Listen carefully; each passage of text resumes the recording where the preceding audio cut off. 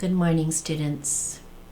We've just completed the first lecture on strategies where we've talked about Christian community development. Now we're moving to the second lecture on strategies. The second set of strategies for moving from the world as it is to the world as it can be. I want to talk to you about serpent wisdom. That our Lord in Matthew 10 said, "Be wise as serpents and innocent as doves." This is wonderful advice for how to transform our communities and our world. We're going to unpack today what it means to be wise as serpents. But we're starting actually by talking about how we go beyond community development. So the first question, of course, is, why do we go beyond community development? Community development is amazing. Community development means that you engage the whole community in working together to benefit the whole community, to make the whole community a place where people experience more abundant life, where they flourish individually and together. That's all we need to do, right? Well, not precisely. Remember the little story that I told you where we can give a person to fish, we can teach them to fish, or they walk down with their fishing pole to the pond and they discover that there's a wall around the pond and they can't fish. So knowing how to fish is insufficient if they can't have access to the pond. Then you need to figure out a way to take down the wall around the pond. So when you're doing community development, you often hit a wall, because the people who live in that community are impacted by larger systems that can actually negatively impact the smaller system that people are trying to create together. So you can create a school, you can create your own school that will be a model school. And first of all, you're not going to be able to serve everyone in the community with that school. So that's number one. There will be people in the community who are impacted by a school system that is discriminatory, that gives some children a much better education than other children. So children in distressed communities that don't fit into the school that you've created are going to have to suffer going to a school that doesn't serve them well. So that's part of the problem right there. It doesn't move to scale. But what if you have kids going to your wonderful model school who don't have full immigration documentation because they were brought to this country as very small children? So you can be training them in your model school, but when they graduate, they won't be able to use the skills that you've given them because they are not legally documented. Well, they're impacted by a larger immigration system that your school doesn't control and doesn't automatically impact.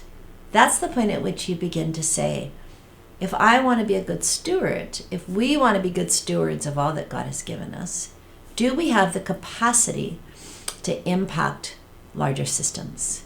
Do we have the capacity to not only build our school, but to take the knowledge that we've had from building our own wonderful school and to go to the school board and to begin to say, this is what it looks like to create a school that actually helps kids in this community to learn well.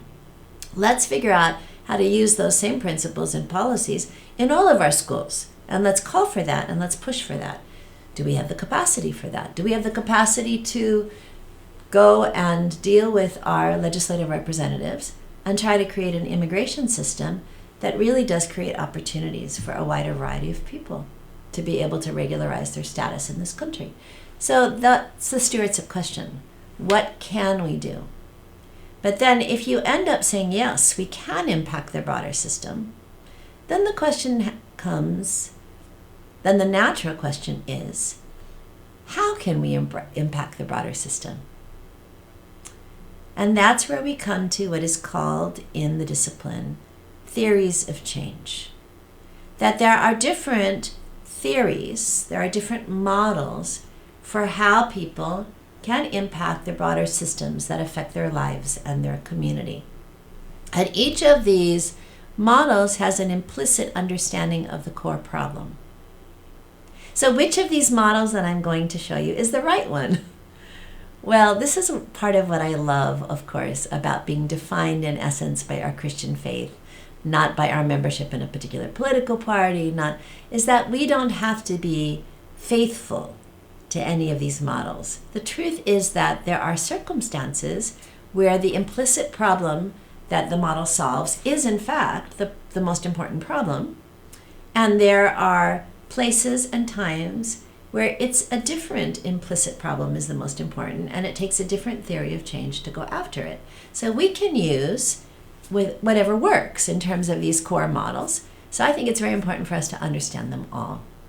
I'm giving you the 5 models that in some ways relate to what you'll read in Christina Smock's book, but not completely because they are updated from when she was writing.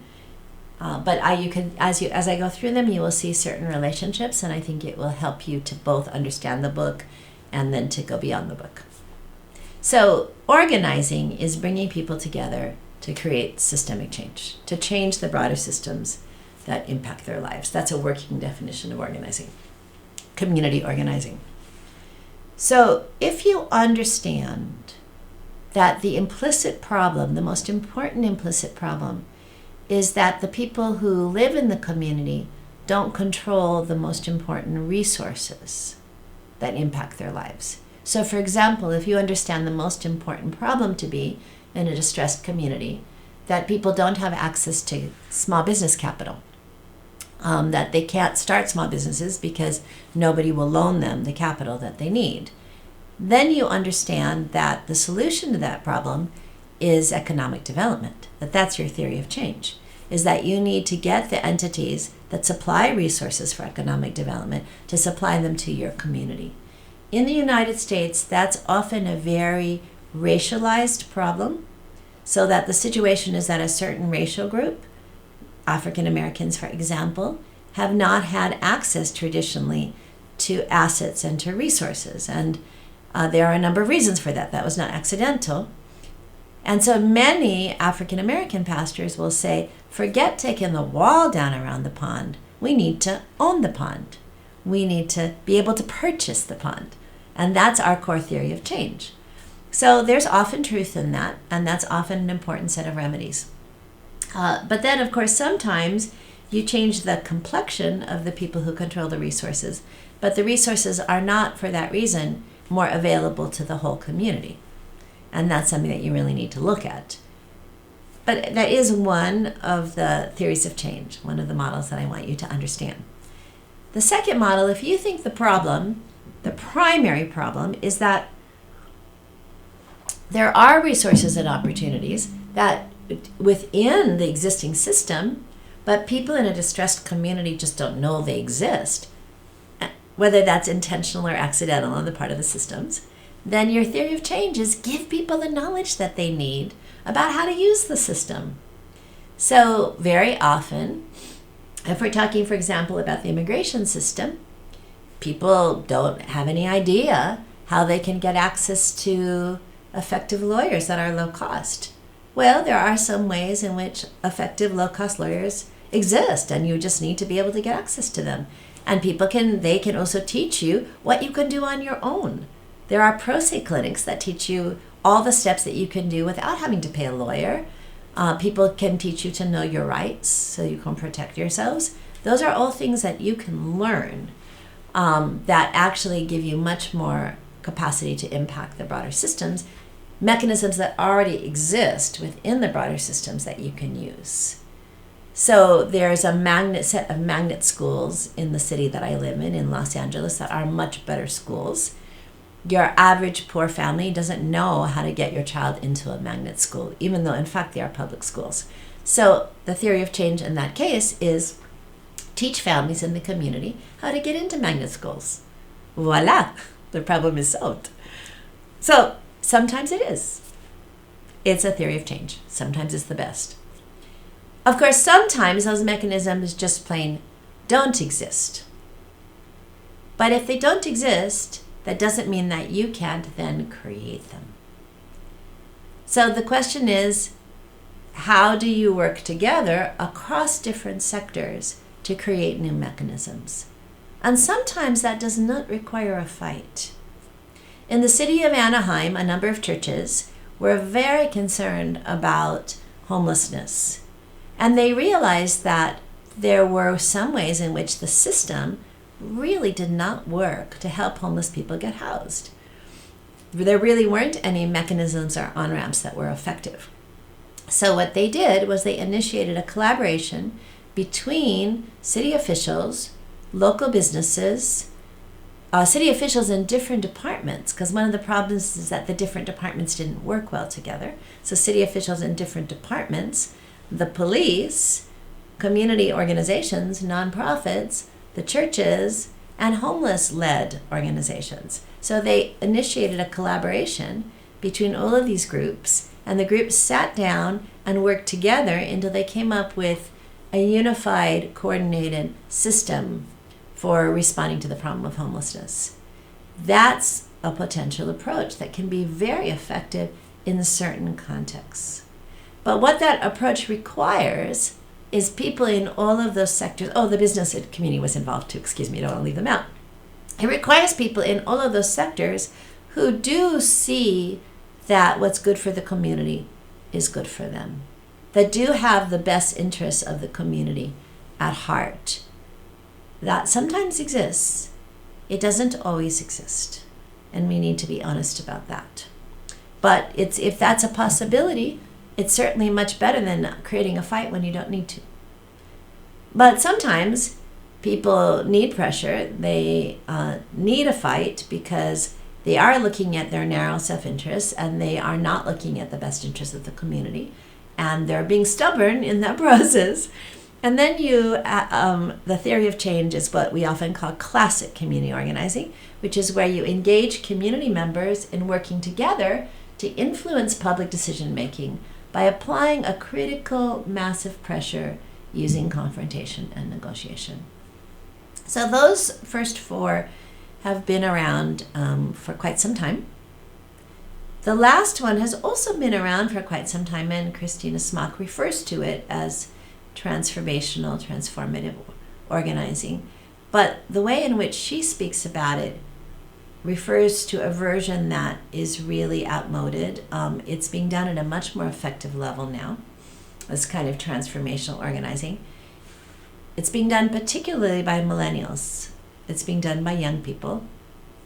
What those folks are saying is the existing system is bankrupt, that you don't just want to work with it or in it, you need to actually work around it. So you actually have to transform the processes used to make public decisions through cultural change, popular education, and direct action. So what does that mean? It means that for example, in the Occupy movement, what you wanted was to change the perspective of the majority of the people in a society. You wanted to change their culture, in a sense, to understand that the 1% in the United States, 1% of the population, had really reached a very intense level of domination of the resources of the whole country in comparison to the 99%. So 1% versus 99%. That's a little phrase, but the Occupy movement really did make that phrase public currency in the United States. And they really believed, the organizers of that movement, that that was necessary, that you had to change the dominant public perception, and that if you did that, systems would change automatically.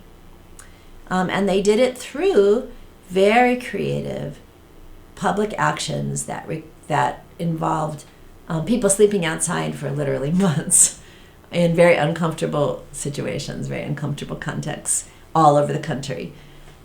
Black Lives Matter is a movement that has used these transformative policies, has actually made a significant statistical difference in how people see our criminal justice system and whether they see it as discriminatory or not in this country.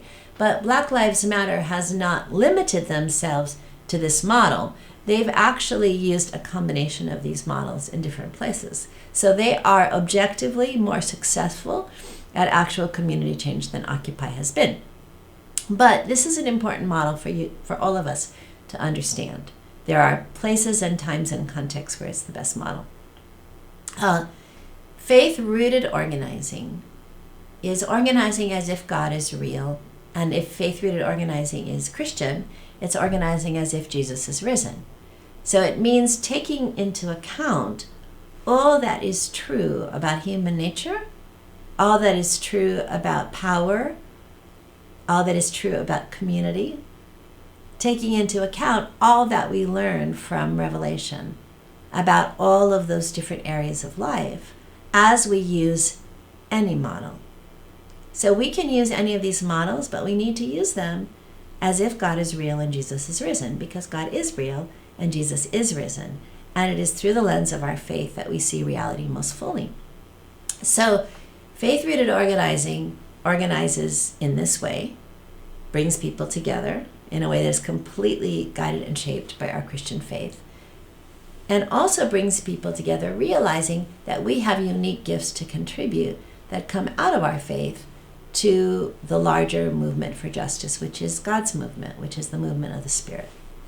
So I want to be clear that as a faith-rooted organizer, you could use any of these models, but your use of all of them in many ways will be different. So we're going to move right now to this giving it all slide. So this talks about how we go beyond community development and incorporate community organizing and advocacy.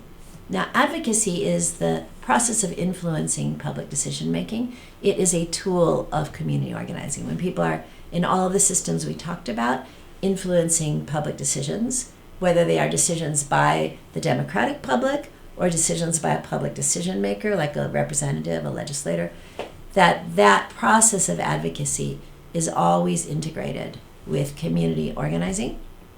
There is advocacy that is done by paid lobbyists who are professionals and experts, and that is not, of course, advocacy that is necessarily used as a tool by communities coming together to impact broader systems. So I do want to name that there is professional advocacy and there is grassroots advocacy, and that what I am really teaching you about is grassroots advocacy that may work with professional advocates but is not limited to them. Instead, it is a tool of organizing. So let's look at this. We talked earlier about going from a food pantry or a soup kitchen to a community garden. But a community garden, again, impacts a small number of people and doesn't give them a large variety of food resources. The school lunch program in the United States was the first government program in this country, 1947. And it really came because there were a lot of people in the faith community who were very active, a lot of people in churches who were very active at saying, we really want a society where every child has at least one nutritious meal a day in the middle of the day that enables them to make full use of our educational resources so that they can become all that they are capable of becoming for the sake of having a better society. So that was impacting broader hunger than impacting hunger in broader systemic ways than just what we can do as a group of people in our own community. Tutoring can move to creating your own school, or it can move to us going to the school board and pushing for equal quality in all schools, working with what we've learned by creating our own school. Going from job training, you can start small businesses, incubate small businesses, create cooperatives, but then if you can't get loans from the banks because they redlining means that they decide that a whole community is a community where they're not going to invest because it's a distressed community and maybe the investment won't return as high of a yield. But they're not really looking at individual capacities or potential or promise. They're just wiping out a community. That's called redlining. Churches have gotten together in a variety of areas and fought redlining, that they've created policies that limit the extent to which businesses can do that, which banks can do that. So that the banks really have to look at each individual case and not just wipe out a community. So that would be the use of a broader system. Shelter, you can go from shelter to people rehabilitating their own houses or building their own houses, but then that doesn't create enough affordable housing necessarily for everyone. So you can say, well, how do we work with our communities? How do we work with our representatives to be able to work together to create enough affordable housing for everyone in our community, or at least for many more people in our community? You can go from a parish nurse to a community health clinic. You can take the knowledge that you have from creating that health clinic to figure out how to push for policies that make health access available to everyone. So that's what it looks like to have the whole enchilada, to utilize all the gifts that were given for the transformation that God wills for his people, so that his communities may experience abundant life. So that's what it looks like. Now, I want to get into this whole question of what it looks like to be wise as serpents, because you can hear that in these various processes that I've been teaching you, in this process particularly of how we influence public decision makers, we really have to ask a human nature question. What are people motivated by? It's really a core question. Well, when you're being as wise as a serpent, you pay full attention to the carnal and sinful aspects of human nature. You understand that often people in power are motivated by the impulse to hold on to power at any cost. You understand that sometimes people are motivated by their narrow self-interest. It's true. To be as wise as a serpent is to pay attention to that reality. Now, it's not the only reality, because people are more than their carnal and sinful aspects. Everyone is made in the image of God, and therefore capable of sudden acts, amazing and surprising acts of sacrificial love and moral courage. Anybody. The Holy Spirit is alive and well, moving through the world, impacting anybody who will allow themselves to be impacted. So we can't just see people through the lens of their carnal and sinful aspects, but we need to pay attention to those aspects as well.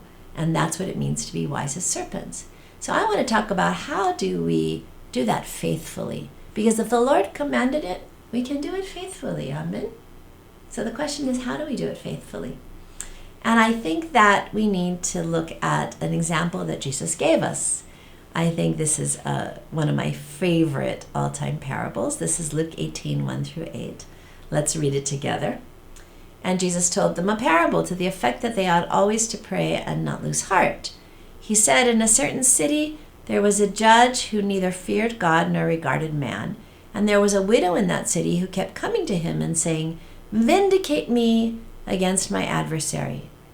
For a while he refused, but afterward he said to himself, "Although I neither fear God nor regard man, yet because this widow bothers me, I will vindicate her, or she will wear me out by her continual coming." And the Lord said, "Hear what the unrighteous judge says. And will not God vindicate his elect, who cry to him day and night? Will he delay long over them? I tell you, he will vindicate them speedily. Nevertheless, when the Son of Man comes, will he find faith on earth?" So, question for you. Do widows usually have a lot of power in our world? Not so much, right? Particularly not in the time of Christ, but not so much in many times. So I want you to imagine that you're a widow and you have been treated unjustly. And you know that the only person who can give you justice does not fear God or respect people. You know that he's a bad guy. And if you don't have faith, what is the automatic, the natural, the organic response? To give up. To do nothing. Because what can you do? Right? You don't want to waste the little resources you have trying to do something impossible, trying to impact somebody to care who doesn't care. But this woman doesn't do that. This widow does not do that. And Jesus uses her as an example of faith. What does she do? She believes so deeply in the God of justice. She believes so deeply in the God of the Exodus. She believes so deeply that God will give her justice, even though the guy who's making the decisions is a bad guy, that she goes back and back and back expecting God to act. Is she right? Does she get justice? Yes, she does. But what makes this a serpent story and not a dove story is, do we see any conversion on the part of this judge? Jesus makes sure that we know at the end of the story, the judge himself says, although I don't fear God or respect people. So he has not changed. Why does he give her justice? He gives her justice because she annoys him, because she pesters him. I like the King James on this. The King James says, because she troubles and wearies him. We would call that in organizing a critical mass of pressure. So sometimes we need a critical mass of pressure, my brothers and sisters. When we are caught in our carnal selves, we need a critical mass of pressure to do what's right for us and for everyone else. We often don't change until the pain of not changing is greater than the pain of changing. And that's what the widow does here. And her faith leads her to do it. If she didn't have any faith, she would assume that she couldn't. So that's what it means to be a faithful serpent. I want to say something about serpent power. That when you're looking at the world through serpent eyes, what do you think has power? Well, violence has power, or in the state, the force of law has violence behind it. That's what gives it its power. Wealth has power. Social influence has power. Numbers also have power. The serpent power miracle has to do with large enough numbers of people, if they're organized, can overcome the rest. So in the Philippines, what happened at EDSA in 1986 or 1987, it'll come back to me, is that 1 million people ran over the tanks. Literally ran over the tanks, 1 million people.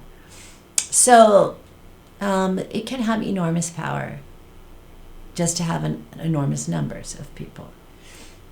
So if we look at the world through serpent power eyes, what are people primarily motivated by? They're primarily motivated by self-interest. But that doesn't mean that that's the end of the world. Then you need to negotiate between interests. You need to say, how would we have interests in common? Is there a common interest that we can find? How could I make it in your interest for you to care about my interest?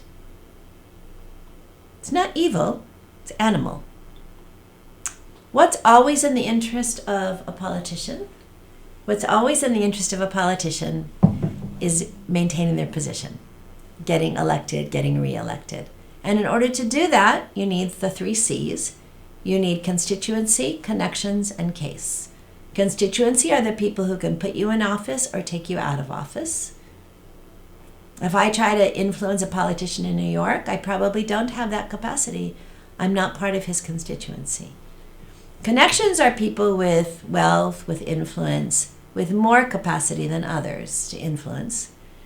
Case is the logical argument for why a particular decision will benefit that legislator's constituency. So it's very important to know how to make a good case. Years ago, we were fighting for a policy, I was young at the time, that would benefit children in a community. We had done so much research. We came in with a pile this high of papers. It was before the internet. And we put it on the desk of the legislator to show how this policy would impact children. So he was a friend, actually, of ours, but he wanted to teach us a lesson. He knocked all the papers off the desk onto the floor. And he said to us, children don't vote. He said, go out and find evidence from me on how this policy is going to affect small business grocery owners. So we went out and found the evidence, and he was able to use that to actually build a stronger case that was able to get other politicians to partner with him to pass the policy. He cared about children, but we needed to have a case for how that policy would benefit the whole constituency. So this is just wise as serpents, my brothers and sisters. Learn how to be wise. Now, you have to communicate your case.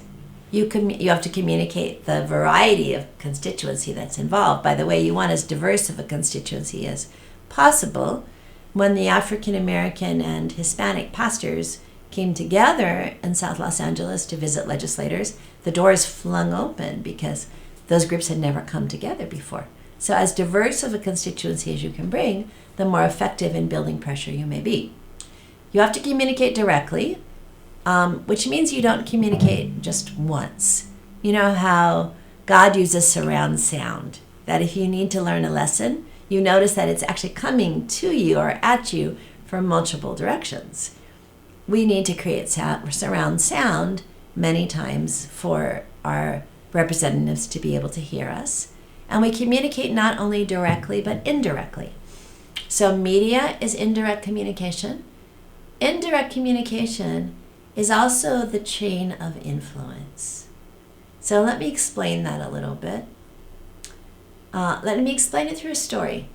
So years ago in California, we had a situation where we were 47th out of 50 states in how much we provided per bed per day for nursing home care.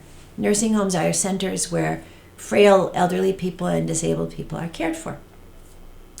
If you live long enough to end up in one of those centers, means that maybe many members of your family, your support network are gone. You may have run out of money, out of your savings, and now you're in one of these centers. The centers are very dependent on public funds. And so if you give very little for direct care, what happens is you end up with the centers being understaffed. So it's 2 a.m, you have 2 emergencies at the same time, only 1 staff person. What happens? A frail elderly person dies. So the year that we started working on this situation, 40% of the homes in California had been cited for unnecessary severe injury or death. So this was an outrageous situation. We are called in Scripture to honor our fathers and mothers so that we may have long life. So we really needed to do something about this. We worked on it. We ended up with a very effective policy solution. We actually passed it through our state legislative bodies. It was sitting on the governor's desk, and he had to sign it. He had 48 hours in which to sign it. And he had come into office, this particular governor, saying that he would not support any new initiatives that might cost money. He would not set aside money in this way. So he wasn't going to sign. So we were being like the widow. We were trying to communicate every way we could think of, letters, phone calls, visits, big public actions that got a lot of media. And he was very stubborn. We heard through the grapevine that he wasn't going to do anything. So we were holding one of these big prayer vigils, and the Catholic bishop came up to me and said, "You know that, Alexia, that the governor is Catholic." And I said, "Yes, Bishop, but he's not known to be a very good Catholic," which he wasn't. The bishop said, "I still think I can help." So the next morning, the day that the governor would have had to have signed, I got a call very early in the morning from Monsignor Torgerson, who was the Monsignor of the church that the governor attended. And he said to me, he was very upset. He had apparently received a call from the bishop. And he said to me, "Alexia, do you know that the governor only belongs to my church because I promised that I will never talk to him about a political issue?"